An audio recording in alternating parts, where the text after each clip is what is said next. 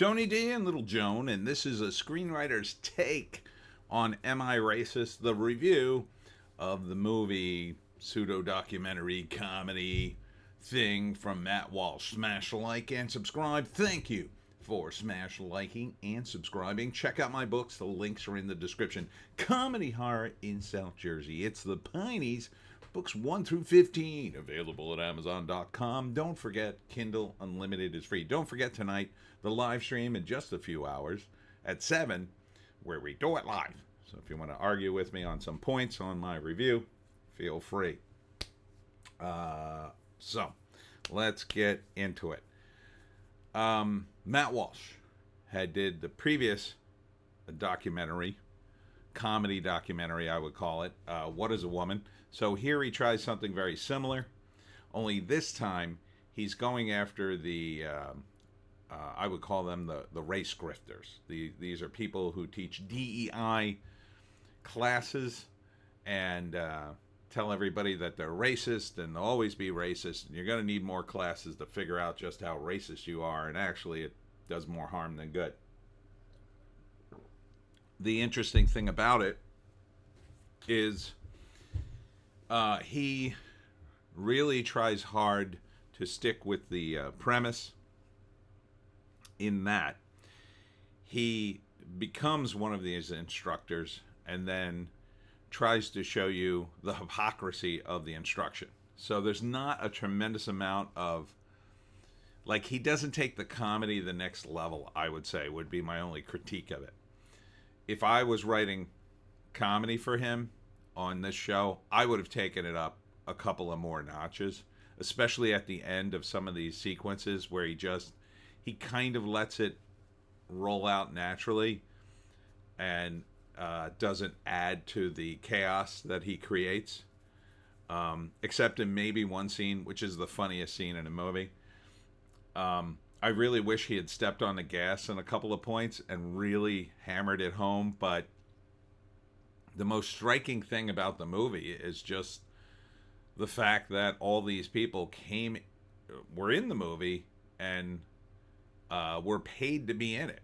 Like, they were happy to take the money to talk their nonsense, essentially. And now a lot of them are decrying it, saying, "Oh, I was tricked," or whatever. I wonder if they were really tricked. I mean, with all the money. One of the DEI instructors, I think the first one, her seminar cost $30,000. And I assume Daily Wire just paid her to give the seminar. So even when she discovered it was a setup and that they were filming it essentially to make fun of it, I don't think would you care? You pay me $30,000 and then I find out later you were there making fun of me. My only question would be, do you need to make fun of me again? I mean, $30,000. Holy F. Holy F. So there isn't a narrative here, really, although they kind of shape one as documentaries do. And the idea is that Matt, and he's trolling the entire time, of course. The idea is that Matt wants to be an anti-racist and an instructor in DEI, innocently tries to attend the class, which he's clearly blowing up. He's clearly blowing up. He slowly turns up the heat. And then,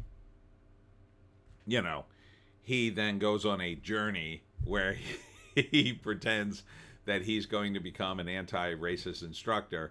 And then at the very end of the movie is where it really kicks off, I think, because he takes it to sort of another level. I would have liked to have seen more of that Borat sort of style stuff, really push it off a cliff, but I think it's more for him sort of a message motivated movie, basically that this is all a big grift.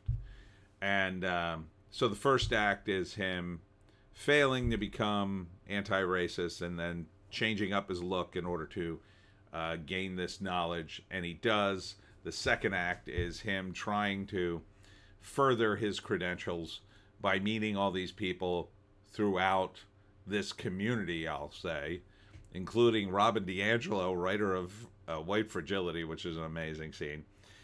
And then finally, in the very last act, he tries to use his knowledge to hold his own class, and he finally sort of pushes it off a cliff. So, overall, I would recommend the movie to people who are at least familiar enough with either Matt Walsh or the current situation with DEI. Now, I saw it with someone who has no idea who really Matt Walsh is or the Daily Wire, and she missed part of it.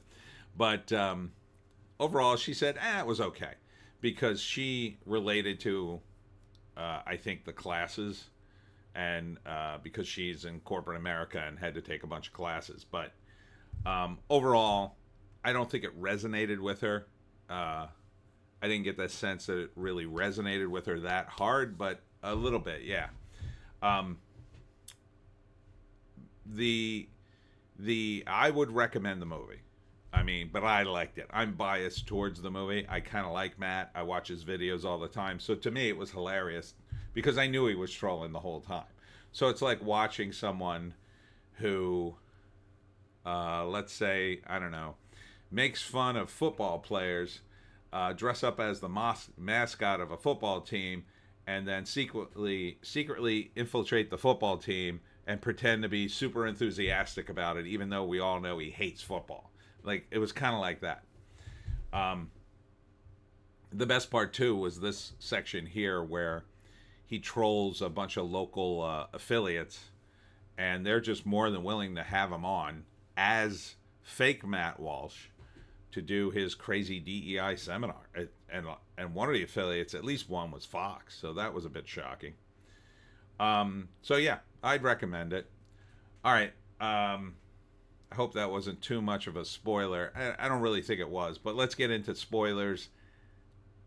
And there's not a whole lot I can talk about, really, in terms of the scripting, except talking about the comedy. And as I said, I don't think he pulled his punches, but I don't think the intent was to do more comedy than message. So his comedy bits were very pointed to the message. I would have liked to have seen more comedy. The best bits were he wants to change the George Washington monument to the George Floyd monument, and he collects signatures, so that was amusing. Of course, you're only going to see the signatures of the people who signed, and there was bits with his producers, Ben, where he would get people to apologize to him, or in the case of Robin DiAngelo, pay reparations, which was very funny.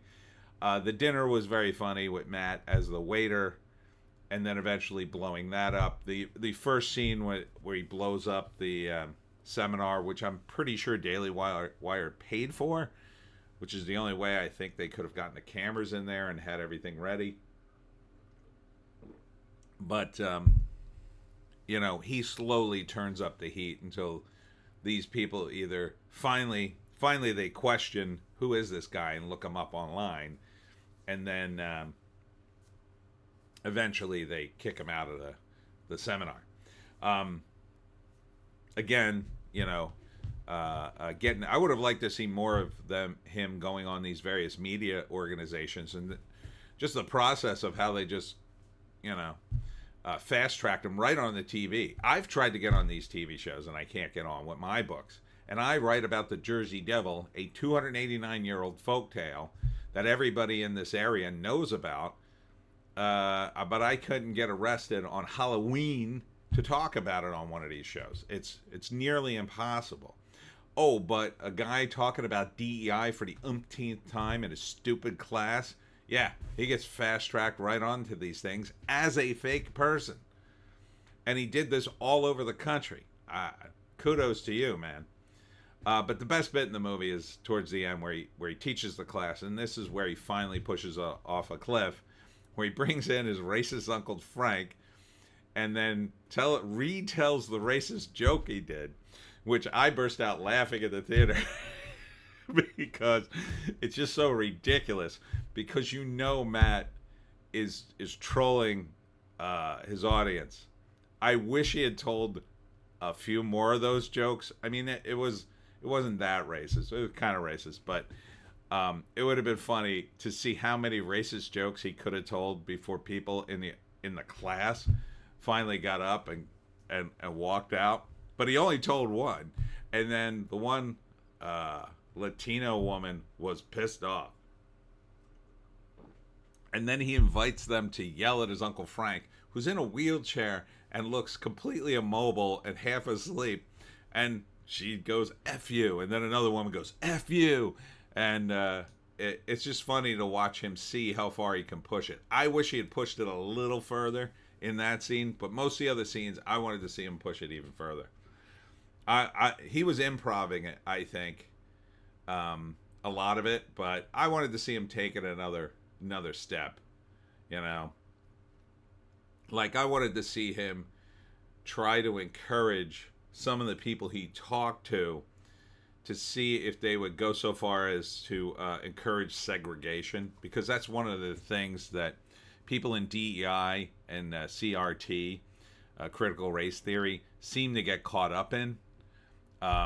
He sort of touched upon it when he interviewed this woman who, she was a college student, and she yelled at these white college students for invading her space, and that it should have been only a multicultural space and no white people were allowed, which is racist in itself. So I really wanted to see him, like, say to her, you should have your own space, right? Black people should have their own space, and see if she would go down that path and explain the thinking behind that, because that's clearly dumb and stupid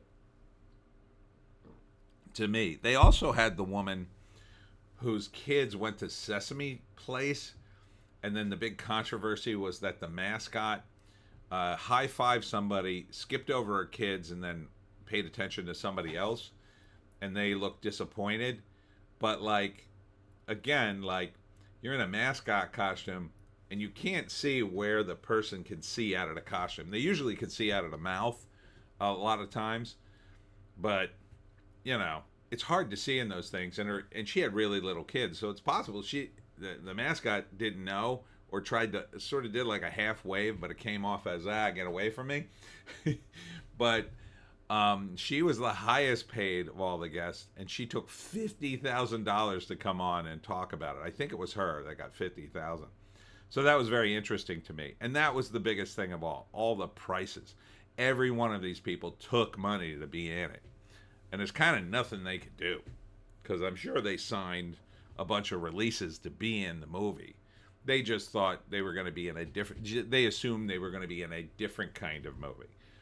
Even though it was, I'm sure they probably told them it's a movie called Am I Racist?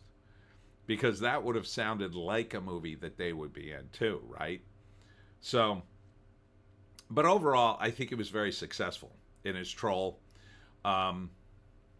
You know, and it was funny to see him troll the DNC that night in costume.